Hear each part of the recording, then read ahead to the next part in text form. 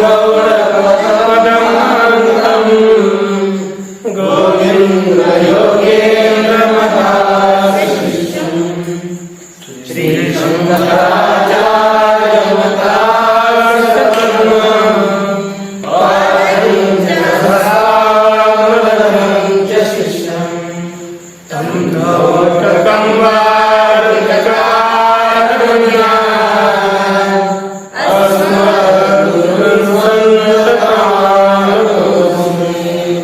श्रुति स्मृति मातरं करुणालयं नमामि भगवत्पादं शङ्करं लोकशङ्करं शङ्करं शङ्कराचार्यं केशवं बादरायणं सूत्रभाष्यकृतौ वन्दे भगवन्तौ पुनः पुनः ईश्वरो गुणात्मेति मूर्तिभेदविभागिने व्योमवद्व्याप्तदेहाय दक्षिणामूर्तये नमः।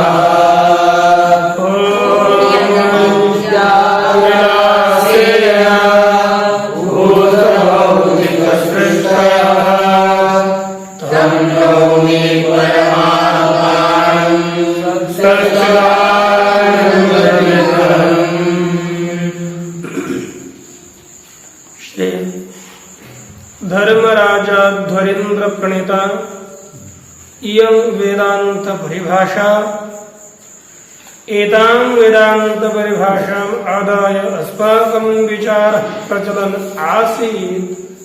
तत्र आगम प्रकरणस्य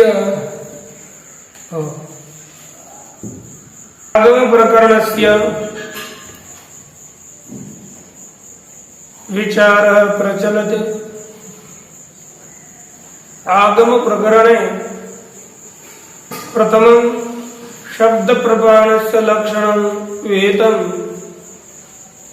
यस्य वाक्यस्य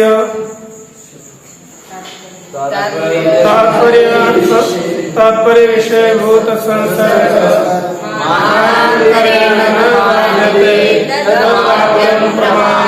इति प्रमाण वाक्य प्रमाणस्य अर्थात वाक्यस्य शब्द प्रमाणस्य लक्षणं कृतं।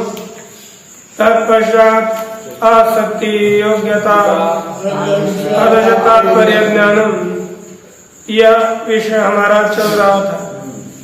यहाँ पर लक्षण या आसक्ति में ही एक विचार आया कि पदजन्य पदार्थोपस्थिति अव्यवधानेन पदजन्य पदार्थोपस्थिति ही आसक्ति ही ऐसा लक्षण किया गया। उसमें पदजन्य पदार्थोपस्थिति पदार्थ का द्वैविध्य बताया गया, शक्य और लक्षण। इस वेद से द्वैविध्य बताने के बाद तदनंतर शक्यार्थ का प्रतिपादन करके लक्षार्थ का लक्ष्य पदवृत्ति लक्षणों का विषय व लक्षार्थ बताया गया। और लक्षण का विषय आने के बाद केवल लक्षण और लक्षित लक्षण से लक्षण का द्वैविध्य किया।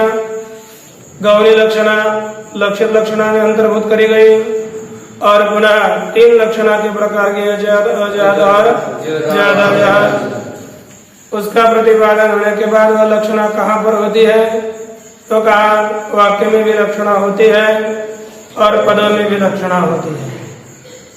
और लक्षण का भी तात्पर्य अनुपपत्ति बताया गया, अन्वय अनुपपत्ति नहीं। कहीं पर अन्वय तो सिद्ध है लेकिन तात्पर्य अनुपन्न होता है, वहां पर लक्षणा की जाती है। इसलिए तात्पर्य अनुपत्ति लक्षणा बताई गई।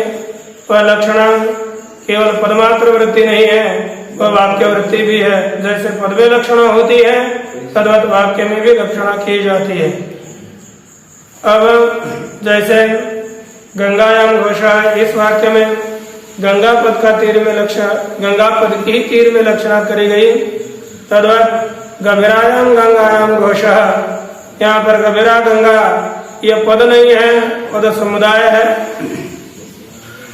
पद समुदाय की ही लक्षणा यहाँ पर तीर में की जाती है, यह बताया गया।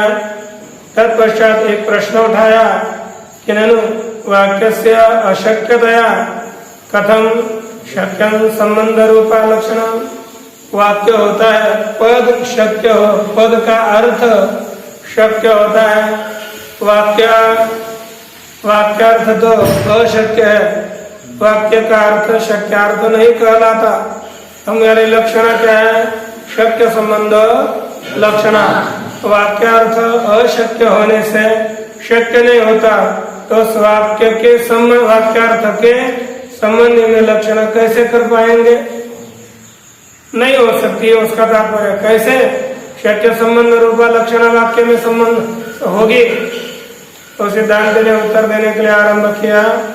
उच्यते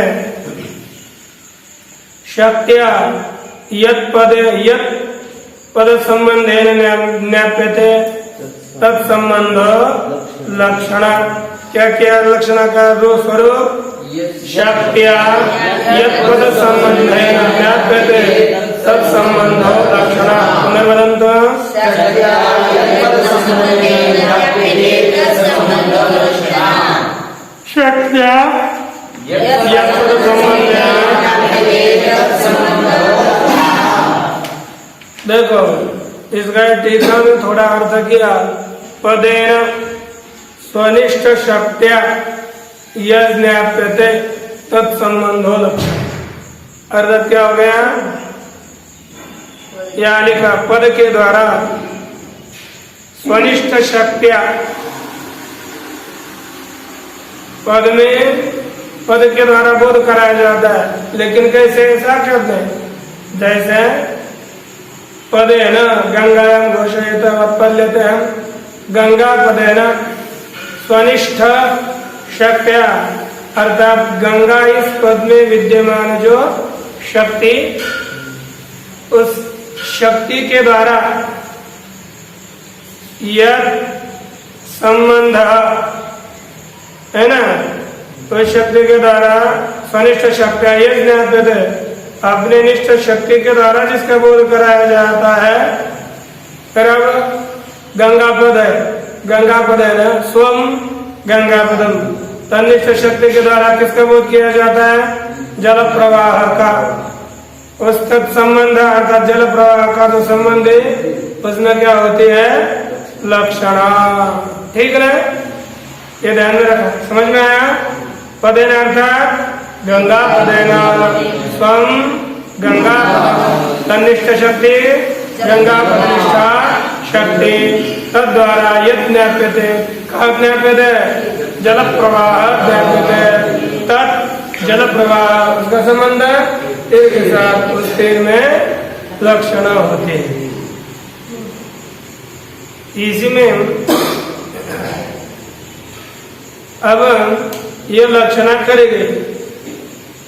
इसमें शक 2 नंबर टिप्पणी देखिए। पद संबंध है ना, पद संबद्धया पदवृत्तितया, क्या पद संबंध है कहा ना, तो पद संबद्ध, पद के साथ जो संबंध, पद में रहने वाली, इसका तारा जो शक्ति, पद में टिप्पणी में देखिए, पद में रहने वाले शक्ति के द्वारा यद वस्तु ज्ञाप्यते, जो वस्तु बोधित कराई जाती है, तत्संबंध लक्षणा, उसके साथ जो संबंध है वही लक्षणा होती है। अच्छा, तत्संबंध लक्षणा तथा च शक्त्या साक्षात ज्ञाप्यस्तु पदार्थ, शक्ति के द्वारा साक्षात किसका बोध होता है? किसका ज्ञान कराया जाता है? शक्ति के द्वारा पदार्थ का ही। किसका? लिखा है तथा च शक्त्या साक्षात ज्ञाप्यस्तु पदार्थ एवं, शक्ति के द्वारा साक्षात ज्ञाप्य साक्षात बोध कराने योग्य पदार्थ ही है, परंतु अज्ञान द्वारा वाक्यार्थ भी ज्ञाप्यते एवं पदार्थ के ज्ञान के द्वारा वाक्यार्थ का भी ज्ञान कराया जाता है। साक्ष्य के पहले क्या होता है? पद, उसके बाद वाक्यार्थ। हमने कहा राम ग्राम गच्छते, तो पहले शब्द राम राम राम करता है, ग्राम कर्म है, और गच्छत ये क्रियापद है, क्रिया है। इसका अर्थ तत्पद का अर्थ राम का राम, ग्राम का ग्राम कर्मक, और गच्छति का है ना गमानानुकूल कृतिमान वेदा न्याय के मत से ये बोध हो जाता है। और मिलित बोध क्या होता है कि ग्राम वृत्ति गमनानुकूल कृतिमान राम, ये शब्द बोध हो जाता है। और किससे होता है? पद के द्वारा ही। पहले पद के द्वारा शब्द के अर्थ का बोध कराया जाएगा, पश्चात वाक्यार्थ का ज्ञान कराया जाता है। कि बने में लिखा शक्ति के द्वारा साक्षात ज्ञाप्यस्तु पदार्थ एवं, परंतु उस पदार्थ ज्ञान के द्वारा अर्थात परंपरा से वाक्यार्थ भी ज्ञापित किया जाता है, उसी पदों के द्वारा। जैसे पद के द्वारा पदार्थ का ज्ञान कराया जाता है, वैसे ही परंपरा से वाक्यार्थ का भी ज्ञान कराया जाता है।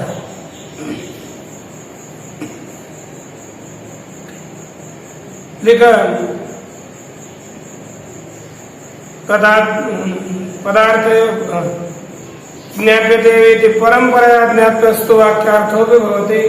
परंपरा के द्वारा परंपरा से पद का ज्ञाप्य वाक्यार्थ भी हो जाता है। अतः पदार्थस्य इव वाक्यार्थस्यापि शक्ति ज्ञाप्यत्व रूप शक्यत्वात्। इसलिए जैसे पदार्थ शक्ति ज्ञाप्य रूप पदार्थ है, शक्य है, उसी तरह वाक्यार्थ भी शक्ति, वाक्यार्थ में भी क्या है? शक्ति ज्ञाप्यत्व रूप पद शक्यत्व उसमें भी है। अर्थात जैसे पदार्थ शक्य है, उसी तरह वाक्यार्थ भी शक्य है। दोनों भी शक्यार्थ है, लक्ष्यार्थ नहीं। और उसकी संबंध रूप अशक्य संबंध रूप लक्षणा होती है। शक्य हो गया वाक्यार्थ, उसका संबंध जिसके प्राशस्त्य हो, निंदा हो, उसके साथ होगा। तो वहां पर भी लक्षणा होने के लिए कोई अनुपपत्ति, जैसे शब्द की लक्षणा होती है, उसी तरह वाक्यार्थ की वाक्यार्थ का भी लक्ष्य हो सकता है, यह बताया गया। देखिए मूल में लिखते हैं शक्ति ज्ञाप्यश्च यथा पदार्थ, शक्ति के द्वारा साक्षात ज्ञाप्य कौन है? पदार्थ। तथा परंपरा वाक्यार्थोपि, यहाँ पर हमको मूल में एक ध्यान पद रखना पड़ेगा। शक्ति ज्ञाप्यश्च यथा पदार्थ, शक्ति के द्वारा ज्ञाप्य साक्षात जैसे पदार्थ है, तद्वत् उस शक्ति ज्ञाप्य परंपरा से वाक्यार्थ भी है। न काचिद अनुपपत्ति ही, इसमें किसी भी प्रकार की अनुपपत्ति असिद्धि नहीं है। एवं अर्थवाद वाक्यानां प्रशंसारूपाणां प्राशस्ते लक्षणा, इसी तरह जो अर्थवाद वाक्य है, वायुर्वैक्षेपिष्ठा देवता, वायु शीघ्रगामी देवता है, यह अर्थ होता है। वायव्यम श्वेत पशुम आलभेत भूतिकामः, यह विधि वाक्य है। और तत्पश्चात उसी याग की स्तुति करने के लिए एक वाक्य दिया गया, वायव्यम वायुर्वै क्षेपिष्ठा देवता, यह अर्थवाद वाक्य है। इस अर्थवाद वाक्य के द्वारा ये जो वायु याग है उसकी स्तुति करी गई, क्योंकि यह याग करोगे तो वायु शीघ्र फल देता है। तो शीघ्र फल देता है ये तो अर्थ हुआ, लेकिन अर्थ में इसका तात्पर्य नहीं है, इसका तात्पर्य स्तुति में है, स्तुति में है, प्रशंसा में है। इसीलिए ये शब्दों का जो अर्थ होता है अर्थवाद वाक्यों का, उसमें तात्पर्य न होकर के प्रशंसा में अथवा निंदा में तात्पर्य होता है। इसलिए अर्थवादों का लक्षण ही करते हैं स्तुति प्राशस्त्यान्यतर परम स्तुति स्तुति निंदान्यतर परम वाक्यम अर्थवाद। स्तुति हो अथवा निंदा हो, उन दोनों में से एक विषय का प्रतिपादन करने वाला जो वाक्य है, एक परक वाक्य, उसी का नाम है अर्थवाद। स्तुति अथवा निंदा किसी एक का प्रतिपादन करेगा तो वह अर्थवाद वाक्य कहलाता है। अब यहाँ प्रशंसा रूप जो अर्थवाद वाक्य है, प्रशंसा के लिए दिए गए अर्थवाद वाक्य, उनकी प्रशंसा में प्राशस्त्य में ही लक्षणा होती है। और निंदा परक वाक्यों का सौरोदित इत्यादि निंदार्थ वाक्यानाम निंदित्वे लक्षणा। यार निंदा परक जो अर्थवाद वाक्य है उनकी निंदा में लक्षणा बताई गई है।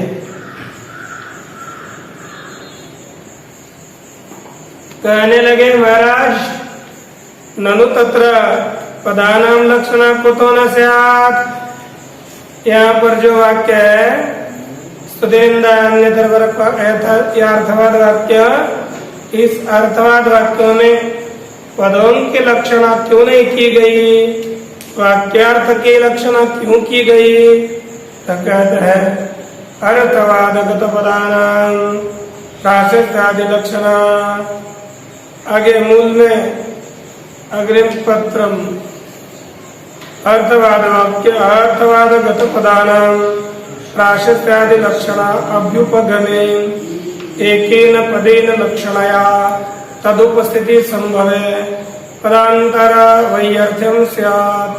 कहते हैं ठीक है पूर्व पक्षी, हम आपका मान लेते हैं।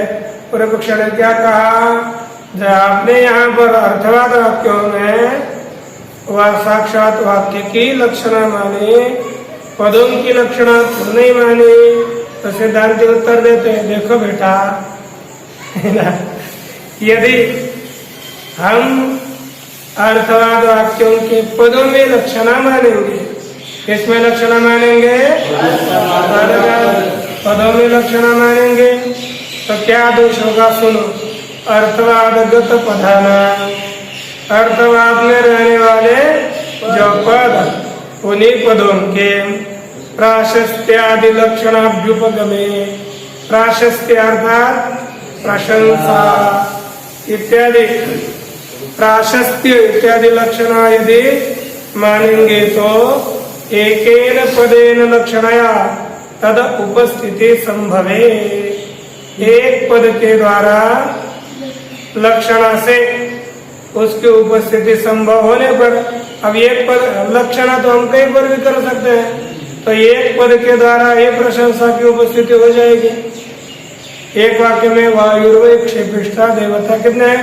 वायुर्वै क्षेपिष्ठा देवता, 4 पद है कि लक्षण तो हम तत्संबंधी एक के द्वारा भी कर सकते हैं।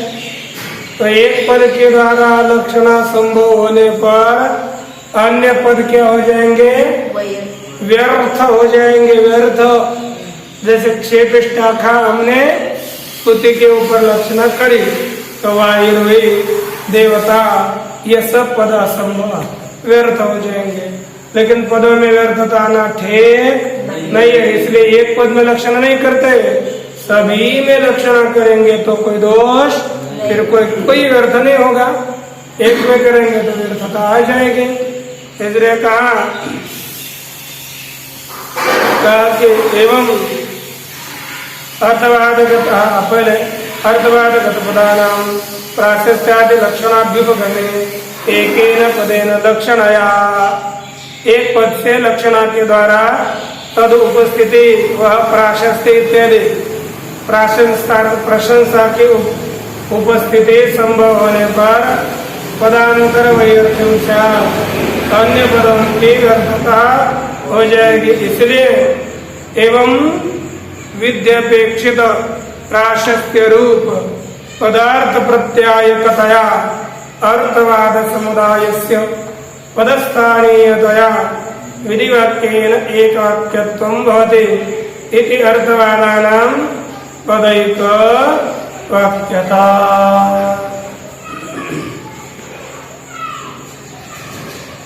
कहने लगे एवं इस प्रकार विद्यापेक्षित प्राशस्त्य रूप पदार्थ प्रत्यायकतया, यह अर्थवाद वाक्य है ना, यह अर्थवाद वाक्य की बहुत अपेक्षा होती है। किसको?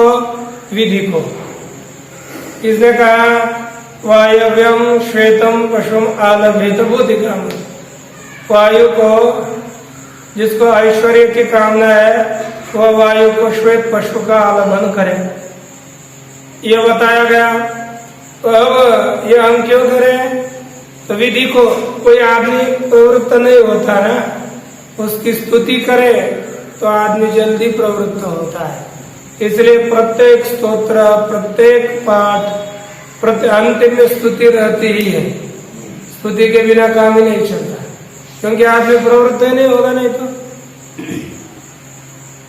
इसलिए विधि को अपेक्षित होती है, जिसके विधि अपेक्षित प्राशस्त्य, विधि को एक जो प्रशंसा, उस प्रशंसा रूप पदार्थ, प्रशंसा रूप एक पद का अर्थ, इसी पदार्थ को प्रत्यायकतया, बोधकतया, इसी पदार्थ का बोध कराने वाला होने से, कौन? अर्थवाद पद समुदाय से। अर्थवाद रूप जो पद समुदाय है वह विधि के लिए अपेक्षित जो प्रशंसा, उसका बोध कराने वाले होने से पदस्थानीयतया, वह अर्थवाद वाक्य पद समुदाय भी पदस्थानीय बनते हैं। क्योंकि जैसे पद के द्वारा किसी के लिए बोध किया जाता है, वैसे वाक्य के द्वारा किया जा रहा है, इसलिए वह पद समुदाय भी पदस्थानीय होने के कारण, अथवा वह पद समुदाय पदस्थानीय होने से विधि वाक्य एक वाक्यत्वम, उसका विधि वाक्य के साथ एक वाक्य तो हो जाता है। विधि वाक्य हम समझ लेंगे, जैसे वायव्यम श्वेतम पशुम आलभेत भूतिकाम, यह विधि वाक्य है, और वायुर्वेक्षेपिष्ठा देवता स्तुति प्रशंसा पर अर्थवाद वाक्य है। अर्थवाद वाक्य उनका अपने में कुछ भी तात्पर्य नहीं होता, उनका सभी तात्पर्य विधि में होता है। इसलिए विधि के साथ उनकी एक वाक्यता होती है। एक अर्थवाद वाक्यानाम पदैक वाक्यता, इस तरह अर्थवाद वाक्य में पदैक वाक्यता बताई गई। तो पूछ रहे हैं वो तरी वाक्यिक वाक्यता और अर्थवाद वाक्यों में पदैक वाक्यता है, तो वाक्यिक वाक्यता कहाँ पर? वाक्य के साथ वहां पद था, विधि पद, उसके साथ अर्थवाद की एक कायिक्यता बताई गई, इसलिए अर्थवाद वाक्य में पदैक वाक्यता बताई। लेकिन यहाँ पर कहाँ पर वाक्यिक वाक्यता होती है? पद के साथ आए एक वाक्यता नहीं, वाक्य के साथ एक वाक्यता कहाँ पर होगी? तरी वाक्यिक वाक्यता।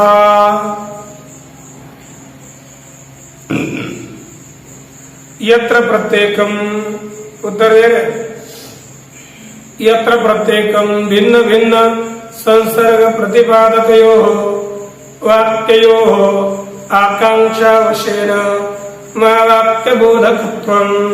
उत्तर दिया यत्र, अर्थात जहाँ पर प्रत्येकम, प्रत्येक कौन?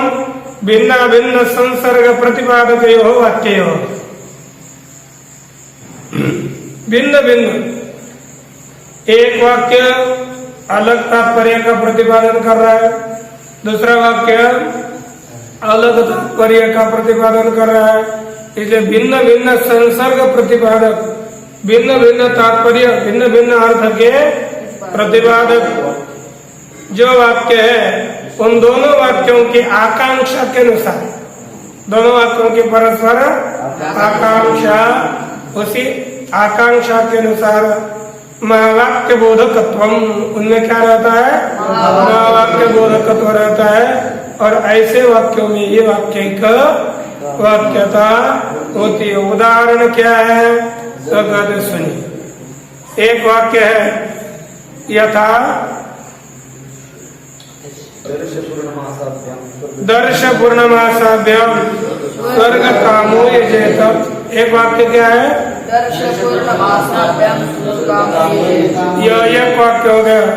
दूसरा वाक्य हो गया समिधो यजते ईणु यजति बरिव यजते स्वाकर्म यजते तनुपातम यजते पंच प्रयाग, इसका प्रतिपादन करने वाला उसमें से एक वाक्य ग्रहण किया, समिधो यजते।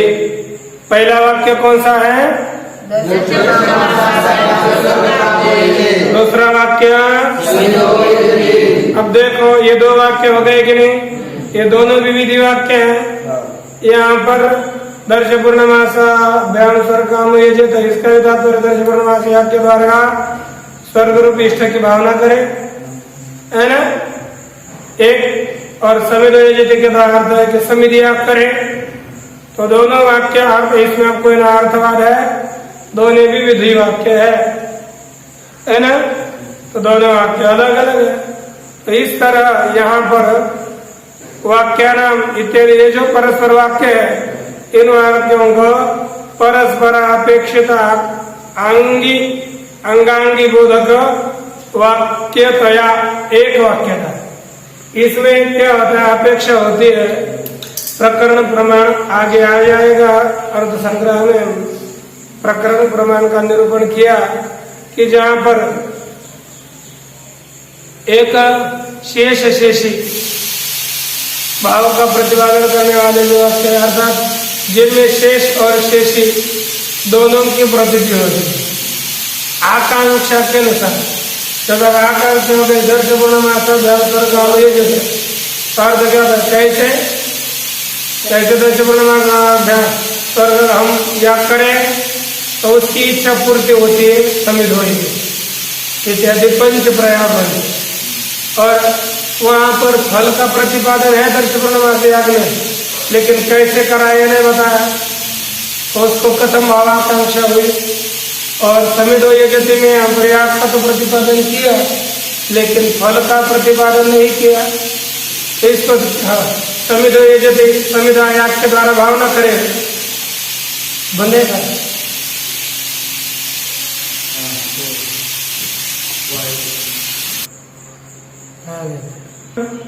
परस्पर की आकांक्षा हो गई।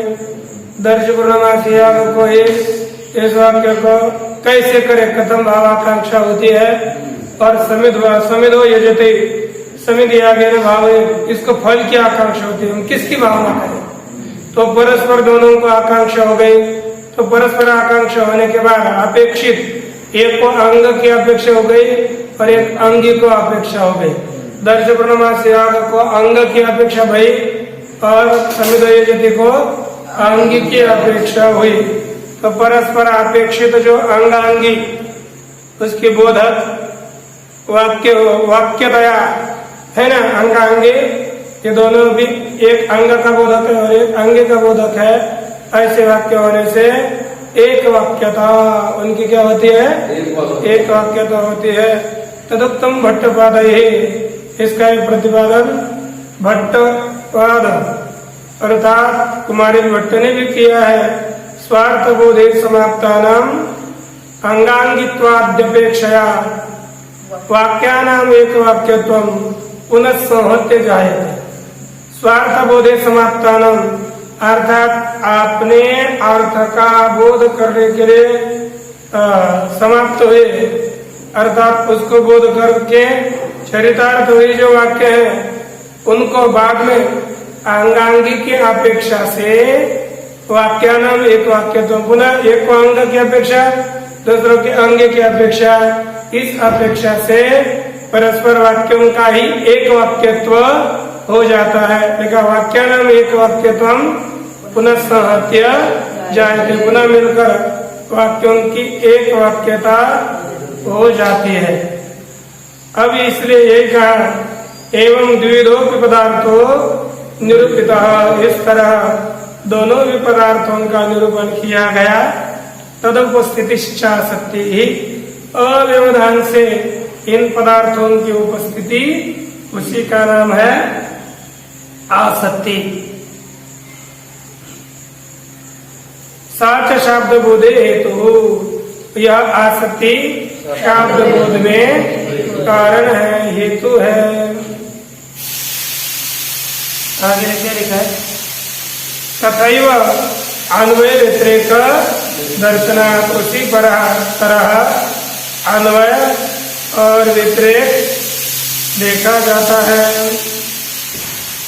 एवं महावाक्यार्थ बोधे अवान्तर वाक्यार्थ बोधो हेतु, इस प्रकार महावाक्यार्थ के बोध में अवान्तर वाक्यार्थ का ज्ञान होना यह कारण है। तथैव अन्वयाद्यवधारणा, उसी तरह अन्वयादियों का निश्चय हो जाता है। इस प्रकार यहाँ पर यह शब्दों का प्रतिपादन हुआ, बाकी का निरूपण जल्द।